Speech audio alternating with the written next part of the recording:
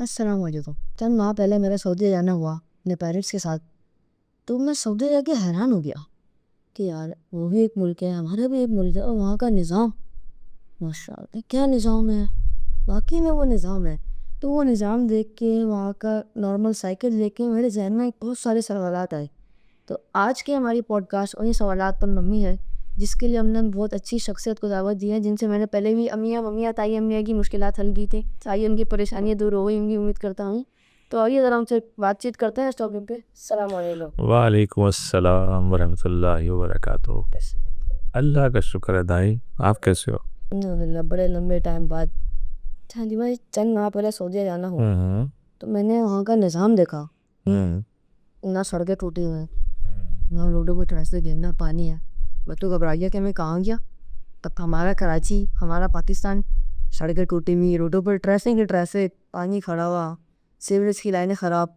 मैं तो बड़ा हैरान हुआ वहाँ जाके कि, और मैं इस बात पर परेशान हुआ कि ये निज़ाम पाकिस्तान में क्यों नहीं हो।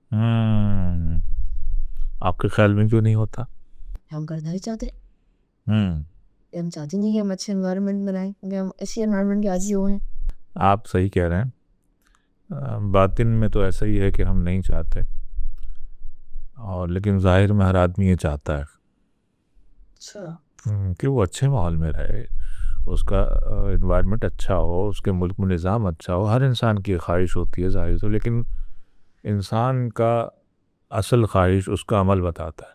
तो हमारे अमल ऐसे हैं कि ऐसा लगता है कि हम खुद अच्छे माहौल में रहना नहीं चाहते। आपका सवाल जो है बड़ा दिलचस्प सवाल है, और मैं इसका रिवायती जवाब नहीं दूंगा। अच्छा, हाँ, भाई एक तो तरीका ये है ना, मैं दाइम में कह दूं कि भाई ये तो हुकूमत का निज़ाम ख़राब है, हमारी हुकूमत ख़राब है, और यूँ है वो है, पॉलिटिकल ख़राब है, ब्यूरोक्रेसी ख़राब है, फलां है, बात ख़त्म, जो कहा जाता है। देखो सूफ़ी जो है ना वो बात करता है दिल की, रूह की।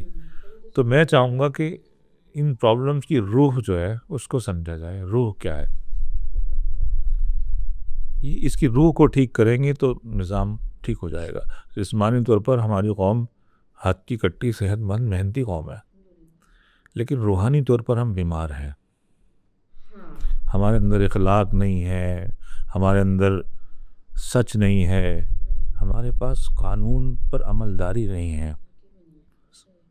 समझ रहे हैं बात को? देखें, हम पहले तो सिमिलरिटीज़ देखते हैं ना कि सऊदी अरब में और हम में क्या चीज़ मुश्तरका है, फिर उस पर हम बात करते हैं कि हम वैसे क्यों नहीं हैं। सबसे बड़ी सिमिलरिटी क्या है? ला इलाहा इल्लल्लाहु मुहम्मदुर रसूलुल्लाह। ये कलमा सिमिलरिटी है।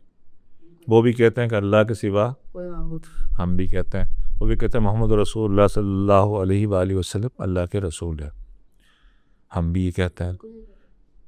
लेकिन हमारे यहाँ वैसा निज़ाम नहीं है। हम अपने आप को कंपेयर नहीं करेंगे यूरोप के साथ, कहीं नहीं सकते। उनका सिस्टम अलग है। यहाँ हम कंपेयर कर सकते हैं इंतज़ामी तौर पर।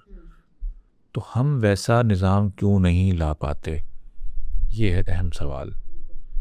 तो इसको ही समझना होगा कि हमने दीन की हकीकी रूह को समझ लिया है।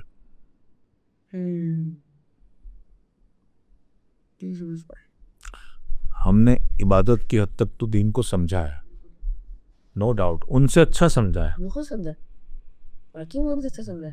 सऊदी अरब वालों से अच्छा समझा है। दीन की इबादत कैसी है, कैसे करनी है, उसमें हम बहुत आगे हैं। हज करने वाले, उम्रा करने वाले, जाने वालों में पाकिस्तानी सबसे बड़ी तादाद में होते हैं। ऐसे होता। इसका मतलब है दीनी मामले में हम ज़्यादा बेहतर समझते हैं। लेकिन दीन का एक दूसरा पहलू है, सिविलाइजेशन। देखिए इस्लाम का मतलब क्या है दाइम? Civilised people.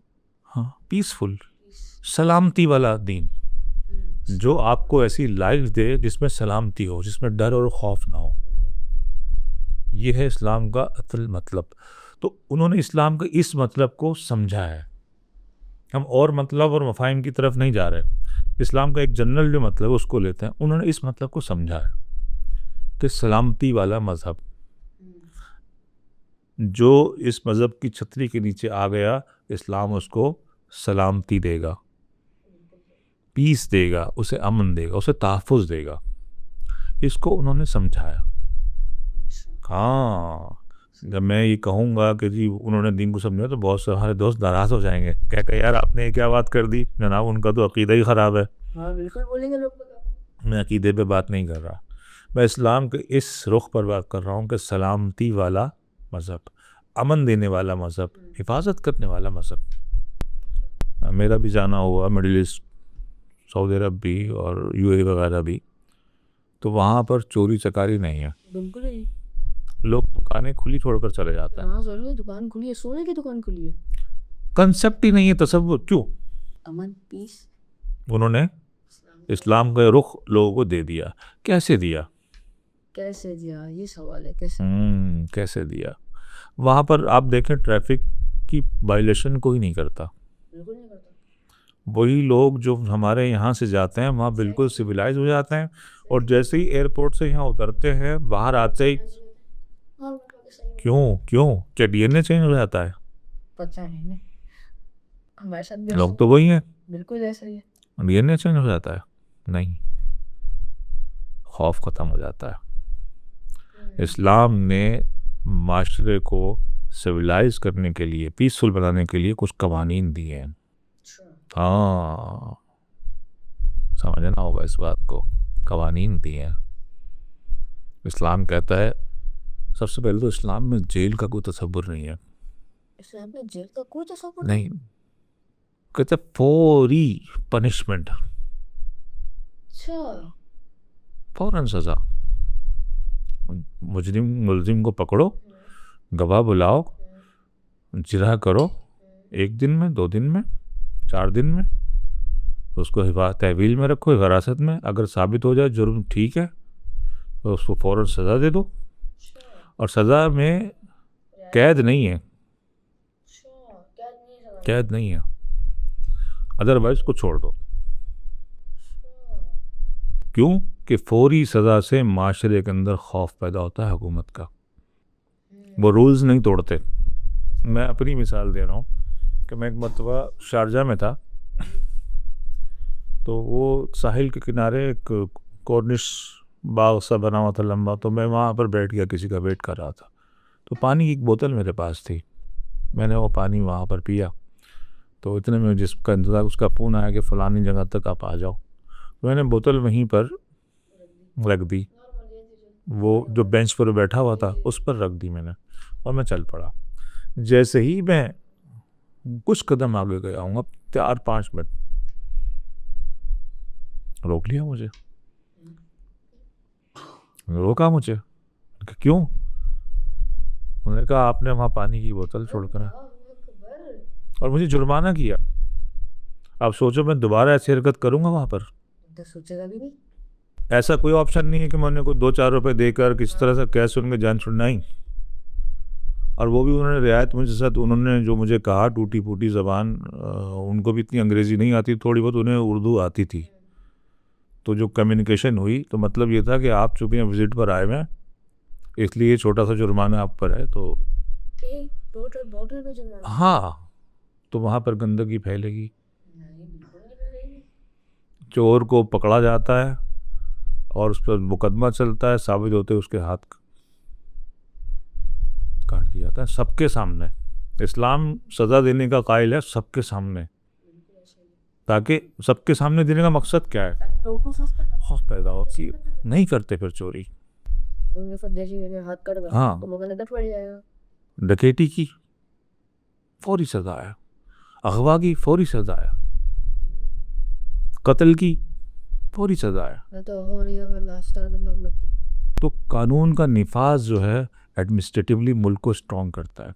हमारे यहाँ किसी कानून का, हर आदमी को पता है मैं कुछ भी कर लूँ, 100 रुपये दूंगा जान छूट जाएगी। तो कहाँ से मुल्क में, तो बेसिकली हमने अपने दीन को समझा नहीं है, हमें समझाया नहीं गया। हमारे यहाँ दीन को समझाने वाले पूरा फोकस इस पर लगाया हुआ है कि मैं सही हूँ, वो गलत है, मेरा अकीदा सही, उसका गलत है, इस पे हम झगड़ रहे हैं। बिल्कुल। तो थोड़ा सा हमें ना समझना पड़ेगा दाइम, मेरी बात समझ आ रही है आपको? हमें समझना पड़ेगा कि जो इस्लाम के कई अलग अलग जहतें हैं, पहलू हैं, तो एक एडमिनिस्ट्रेटिवली पहलू है। हाँ, इस्लाम का हुकूमती निज़ाम इंसानी तारीख में सबसे शानदार निज़ाम है था। बिल्कुल ऐसे कैसे मैं बताता हूँ, इस्लाम से पहले तमाम इंसान ग़ुलाम थे, बादशाहों के, बादशाही निज़ाम था कि बादशाह जो है वो रियाया का एक मालिक मालिक है। अब वो चाहेगा माफ़ कर देगा, चाहेगा उसके ऊपर कोई कानून लागू नहीं होता था। वो मर जाएगा, उसका बेटा मालिक बन जाएगा, रियाया उसकी ग़ुलाम है, मिल्कियत है।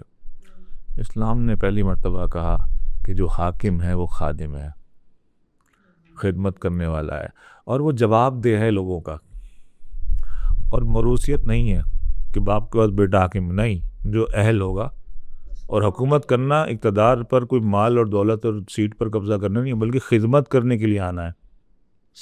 हाँ, खिदमत करने के लिए आना है लोगों की। ये इस्लाम ने कॉन्सेप्ट दिया बनी नौ इंसान को पहली मर्तबा। तो हमने इस्लाम का ये रुख समझा है नहीं।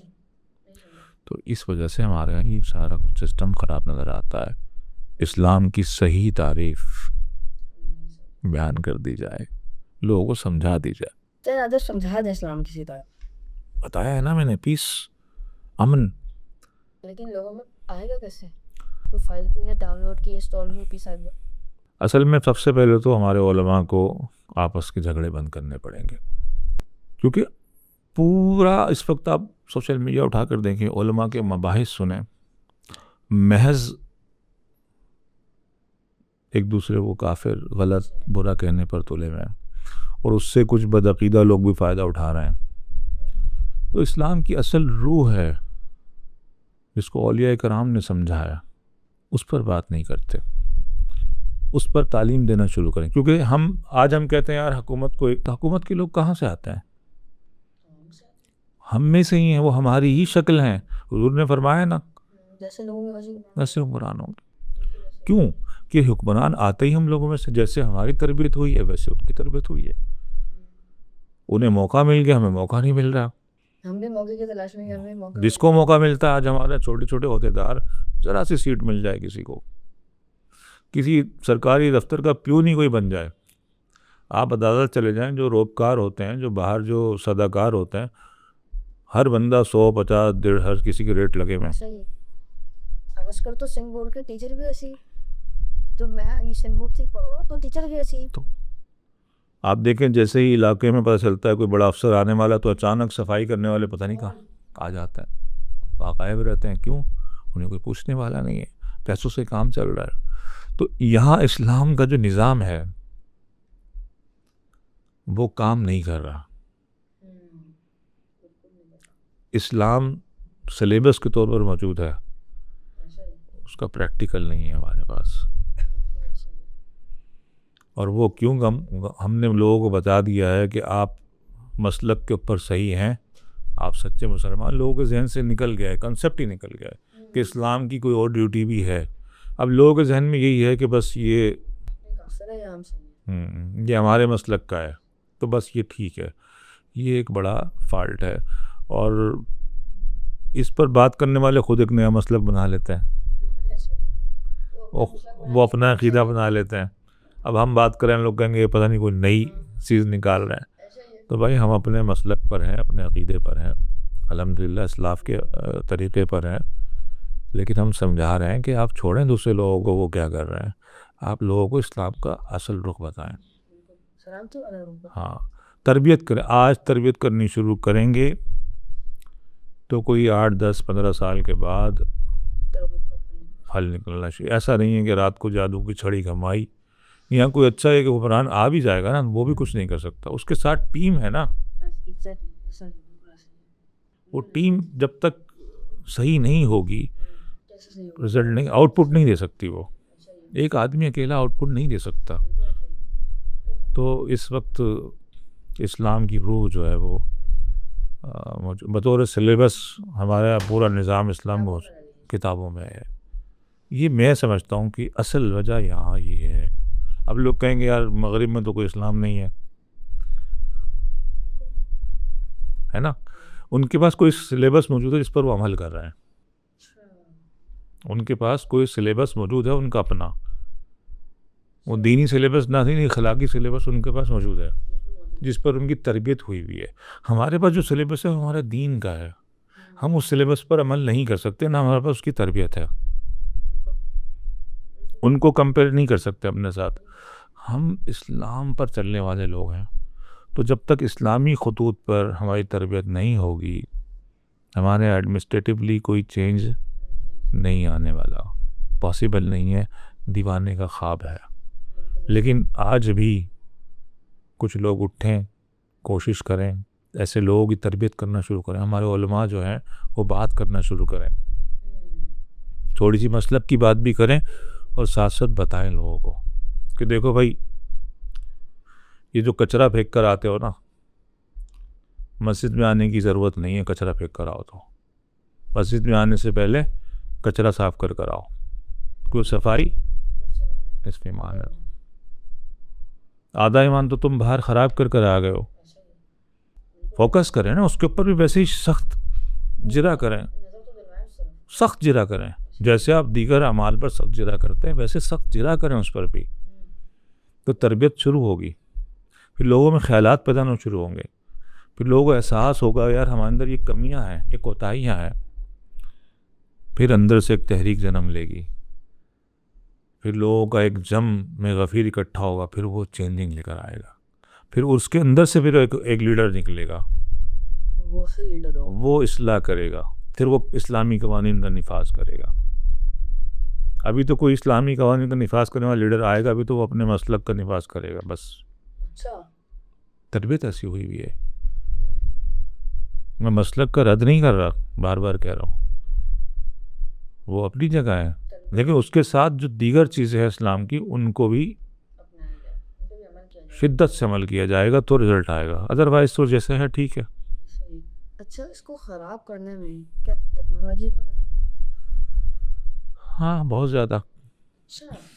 आधे तीतर आधे बटेर, कि हम अकायद की हद तक मुसलमान हैं और बाहर से जो हमारे पास आउट का बाहर आए, हमारा रहन सहन, हमारा लाइफ स्टाइल, हमारा चलना फिरना, हमारे घरों की तामीर, वो हर चीज़ देख देख के, कम्युनिकेशन से देख देख के हम उसकी कॉपी कर रहे हैं।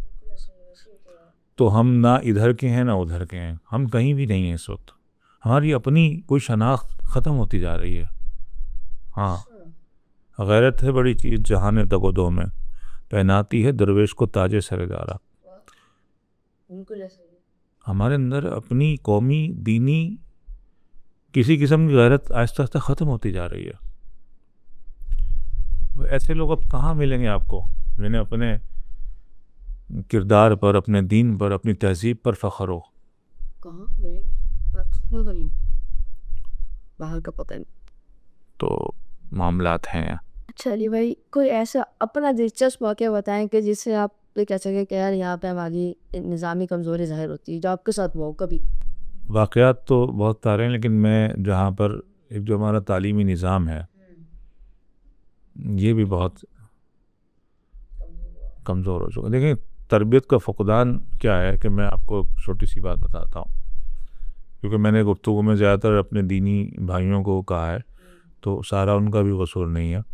हमारा जो बड़ा सिस्टम है जो तरबियत कर रहा है, दीनी मदारिस तो कम तादाद में लोग तरबियत कर, बड़ा तरबियत हमारे स्कूल कर रहे हैं।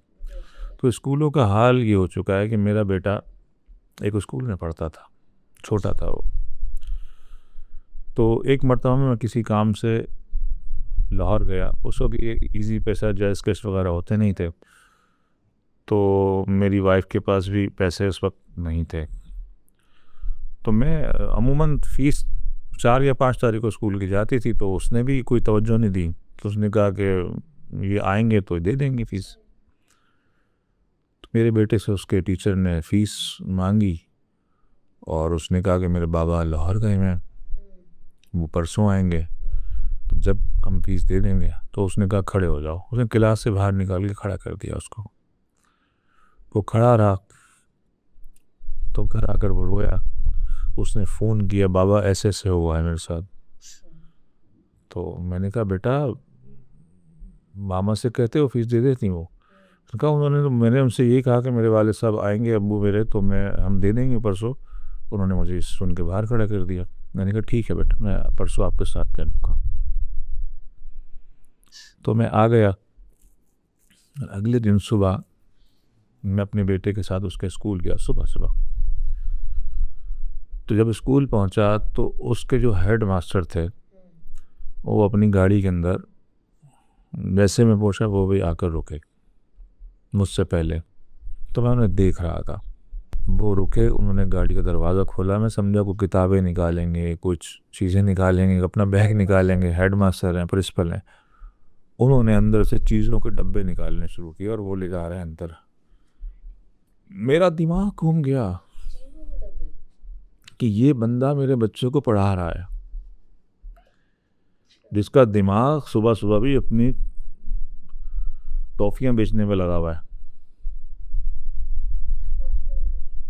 आप समझ रहे हैं, इतना कमर्शियल निज़ाम जो लालची और मफाद परस्त बना रहा है। माशरे में भलाई और खैर जब फैलती है, जब लोग अपनी ज़ात से बालातर होकर सोचते हैं, दूसरों के लिए सोचते हैं, तो ये जो तालीमी निज़ाम इस वक्त हमारा प्राइवेट स्कूल सिस्टम है, ये मफाद परस्ती पर मबनी तरबियत कर रहा है। मैंने अगले दिन ही बच्चे को वहाँ से हटा लिया था अपने। हाँ, तो ये भी एक बड़ी वजूहात हैं। ये मैं आपको कल्बी बीमारियाँ बता रहा हूँ कौम की। सियासी बीमारियाँ वो मेरा मौजू नहीं है। हाँ, सियासी बीमारियों पर गुफ्तगू करना मौजू नहीं है। ये कल्बी बीमारियाँ हैं कौम की। तो जब तक इनको दूर नहीं किया जाएगा, हमारा काम है पॉइंट आउट करना, बताना कि यार देखो ये मसला, इसे दूर कर लो, है ना। तशख़ीस हो जाए तो इलाज भी हो ही जाता है। तो दीवाने का काम है आवाज़ लगा देना, आवाज़ सदा दे, तो सदा दे रहे हैं, शायद के दिल में उतर जाए किसी के बाद। आपकी स्कूल वाली बात है, मुझे लास्ट पॉडकास्ट की बात याद आई कि तालीम दी नहीं जा रही, बेची जा रही है, फरोख्त की जा रही है। जब तालीम फ़रोख्त से तो तालीम नहीं रहती, और भी एक चीज़ बन जाती है बेचने वाले। तालीम बराए फ़रोख्त नहीं है, तालीम बगैर फ़रोख्त नहीं। अच्छा, अगर ऐसा हमारा टॉपिक ये है, लेकिन ऐसे चंद सवाल। अब अगर हम ये मसला लेके किसी बड़े अहदे पे जानते हैं, तो मैं जवाब क्यों नहीं दे पाते इस मसले की, वो जवाब दे क्यों नहीं कर पाते? क्योंकि उसको पता है कि वो ये समझते ही नहीं कि उन्हें जवाब देना है। अच्छा, समझते नहीं है, क्या वजह क्यों नहीं समझती? उसकी तरबियत नहीं है ना। वो तो इस सीट पर इसलिए बैठा है कि उसने माल बनाना है। फिर मैं बड़ा अफसर बनाऊं तो गाड़ी होनी चाहिए, बंगला होना चाहिए, इसलिए बड़ा अफसर बनाऊं। इसलिए नहीं बनता अब कोई कि मुल्क और कौम की खिदमत करनी है। ये फ़र्क है, बहुत बड़ा फ़र्क है। एक बंदा डॉक्टर इसलिए बन रहा था कि उसने बीमारों की, मजलूमों की, गरीबों की मसीहाई करनी है। वो डॉक्टर कुछ और था। अब एक डॉक्टर बन रहा है कि उसने लोगों की जेबों से पैसे निकाल कर अमीर बनना है। अब ये डॉक्टर कुछ और है, समझ रहे हैं। एक वकील ये था कि जिसने मजलूमों को इंसाफ दिलवाना है, उनकी दादरसी करवानी है। अब एक वकील ये बन रहा है कि मुझे इस पेशे में, इस प्रोफेशन में पैसा बहुत है। हाँ, अब हमारे बच्चे सोच के करते हैं, समझ रहे हैं बात। ऐसे ये एक बड़ा फ़र्क आ गया। अब सरकारी अफसर लोग क्यों बनना चाहते हैं? पैसों के लिए। मेरे उस्ताद रफ़ीक अहमद नक्श उर्दू कॉलेज में प्रोफेसर थे, बहुत बड़े प्रोफेसर थे। उन्होंने उर्दू लुगत बोर्ड में भी उन्होंने काम किया, उर्दू के बहुत बड़े आदमी थे। तो उनसे कोई पूछता था ना से आप कहाँ जॉब करते हैं, तो बड़ा मुस्कुरा कर कहते थे महकमा तातीलात में। कहते थे साल में 100 दिन भी नहीं जाना पड़ता, मज़ेदार जॉब है, और वो भी दिन में 4 घंटे 3 घंटे। वो तंज़न बताते थे, हकीकत बताते थे, ये हकीकत है। तो हमारे यहाँ जो लोग अब सीटों पर आ रहे हैं, वो खिदमत करने के लिए नहीं आते, वो माल बनाने के लिए आते हैं। और आपका दीन आपको कैसा खाता है? मतलब खलीफा दौम हज़रत उमर फ़ारूक रज़ियल्लाहु ताला अन्हु फरमाते हैं कि अगर कोई दजला फ़रात के किनारे बकरी का बच्चा भी मर जाए तो उमर से उसका सवाल होगा। बिल्कुल, 22 लाख मुरब्बा मील तो कहाँ मदीना और कहाँ दजला फ़रात का किनारा, कई मुल्क भी इसमें आता है। बकरी का बच्चा इसलिए बैठे हुए हैं वो सीट पर और आज सीट पर कोई बैठता है वो किस लिए बैठता है? पैसा के लिए। तो बकरी का बच्चा तो आज तो इंसानों के बच्चे तो क्या असल गड़बड़ कहाँ है? जिस सिस्टम ने उसको बनाया है। आप अभी उस बंदे को जबर कर लेंगे, लेकिन उसने करना वही है जो उसने तरबियत ली हुई है। ऐसे ही माइंडसेट उनका पूरा वो बना उन्हें पैसे कमाने ही बस। तो औलिया और सालिहीन का काम यह है लोगों को हक बात बताना, लोगों को सीधा रास्ता दिखाना, रोशनी दिखाना कि देखो ये दुनिया की ज़िंदगी, यही कुरान कहता है, इल्ला मताउल गुरूर। और है तो दुनिया इल्ला बताओ।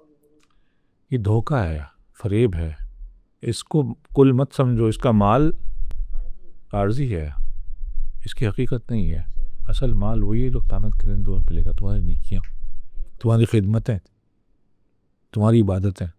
ठीक है? इन्हें पॉडकास्ट से इख्तिताम की तरफ लेके आता हूँ। कोई आखिरी मैसेज जो आप ऑडियंस को देना चाहते हैं? आखिरी मैसेज ये मैं पेरेंट्स को देना चाहता हूँ, अच्छा जी, अम्मी क्योंकि मुझे अम्मी आ जाए। मेरी उम्मीद जो है अब सिर्फ ले दे के पेरेंट्स से है जो अपने बच्चों की तरबियत करना चाह रहे हैं कि देखो अपने बच्चों को सब कुछ सिखाओ, दौलत कमाना मत सिखाओ। उनको ऐसे ख्वाब मत दिखाओ कि दौलत इसलिए मत पढ़ाओ। ये मत कहो कि बेटा डॉक्टर बन के देखो तुम बंगला बनाओगे, तुम्हारी गाड़ी बनेगी, बेटा तुम वकील बन के ये करोगे, बेटा तुम CSS का इम्तिहान करके इतना बड़ा अफसर बन जाओगे, इतनी दौलत आ जाएगी। ये मत करो। उन्हें बताओ कि बेटा डॉक्टर बन के खिदमत करनी है, बेटा वकील बन के खिदमत करनी है, बेटा टीचर बन के खिदमत करनी है। ऐसा तो बेनिफिट है, वैसे ही कदमों में गिरता है। तो पेरेंट्स से मेरी गुजारिश है, इनसे बस उम्मीद है कि ये अपने बच्चों की तरबियत इस बुनियाद पर अगर आज करना शुरू करेंगे, इंशाल्लाह 10-15-20 साल बाद ये कौम बन जाएगी। इंशाल्लाह। ये भाई आपका बहुत शुक्रिया, आपने कितनी वक्त मुझे दिया और माशाल्लाह इतनी अच्छी अच्छी बातें की आपने। मैं ऐसे थोड़ी ना कहता हूँ सुनहरे अल्फाज हैं यार, ऐसे थोड़ी ना कहता हूँ। चलना जी, उम्मीद करता हूँ आपको बात अच्छी लगी होगी। अच्छी लगे तो लाइक करें, शेयर करें, सब्सक्राइब करें। फाइनल शानदार। और कभी कभी ना भाई यार, इतने टाइम बाद बोल रहा हूँ, हमेशा नहीं भाई, कभी कभी ऑनलाइन रहा करें यार। पढ़ाई करो थोड़ी सी, वर्ल्ड कप चलाया करें। फाइनल शानदार, कभी कभी ऑनलाइन।